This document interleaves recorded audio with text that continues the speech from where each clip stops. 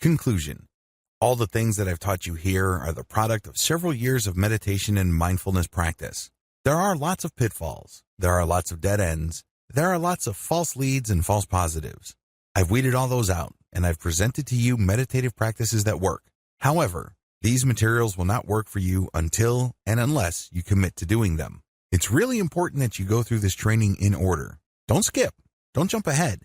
Focus on it one step at a time. This way, you will be able to fully benefit from the techniques that I have described in this training.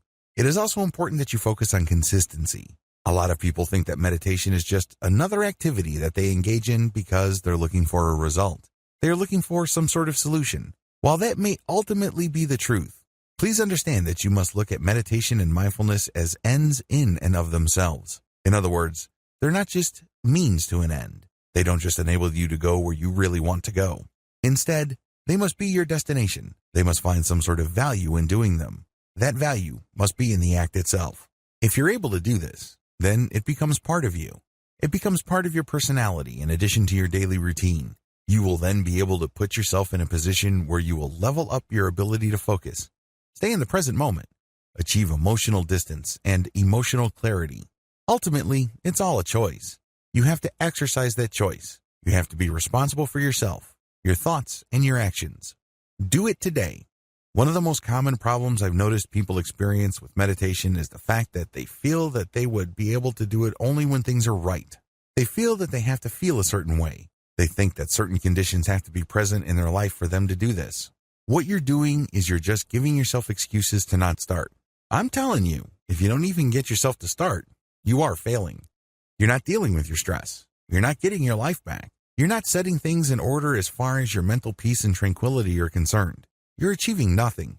You might be thinking that you're researching book after book about meditation, but what you're really doing is just giving yourself an excuse to not start. You have to understand that when it comes to any kind of profound personal change, our number one enemy is ourselves. The paradox of self-sabotage. I know it sounds kind of weird. You know how frustrated you are. You know that you feel that something is missing in your life. You know that you're not fully content. You understand that meditation can help you achieve some sort of balance. You understand that meditation can lead to a greater sense of inner peace. Why in the world would you want to get in the way of that? Why in the world would you want to sabotage that? Well, it's actually quite simple. We're all creatures of habit. We get accustomed to things. We grow attached to things. Once you do things a certain way and you think about things a certain way, you feel that you're stuck in that pattern. You feel that you're not capable of going outside of that pattern. I know it sounds weird, but you know that you're not really all that happy. But ultimately, at some level or another, most people would rather deal with the devil they know rather than roll the dice and take chances with something better. They know they're not happy. They know that things could be so much better, but they're afraid of trying something new. These are the issues that you have to confront with. They will crop up sooner rather than later. I share them with you and I shine a light on them at this point in the training so you can spot them a mile away. Understand that when you start bargaining with yourself about why you should not meditate at the appointed time, you're basically giving in to this. This is all too predictable. This is to be expected. Now that you know that you're going to be playing all sorts of games with yourself, stick to your resolve. Stick to the game plan. Understand that there's a lot at stake. You're trying to get your life back. You're trying to gain control of your emotional and mental processes. You can be so much more productive, and you can be so much more effective if you overcome your old patterns.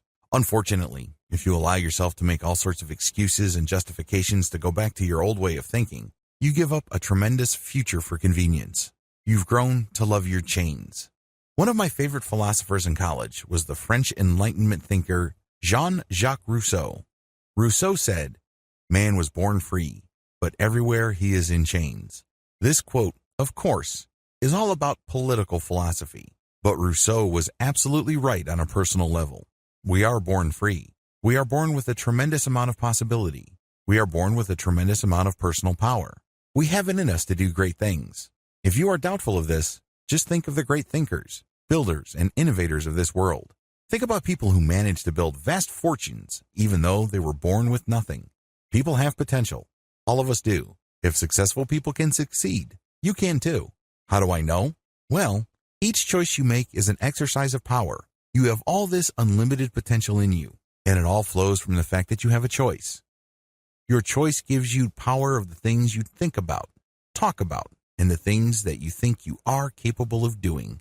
But the reason why you feel so powerless, so limited, so small is because you've allowed yourself to live in a neat, tidy little box. This box indicates what you can and cannot do. This box indicates what you are, what you're about, and what you are not. Nobody put you in that box. You chose to be in that box. You chose to live in a mental prison. It's as if everybody's walking around with this tremendous amount of personal potential, but they're looking at their chains. They're saying to themselves, I'm a victim. I'm wearing these chains. Little do they know that the key is in their hands.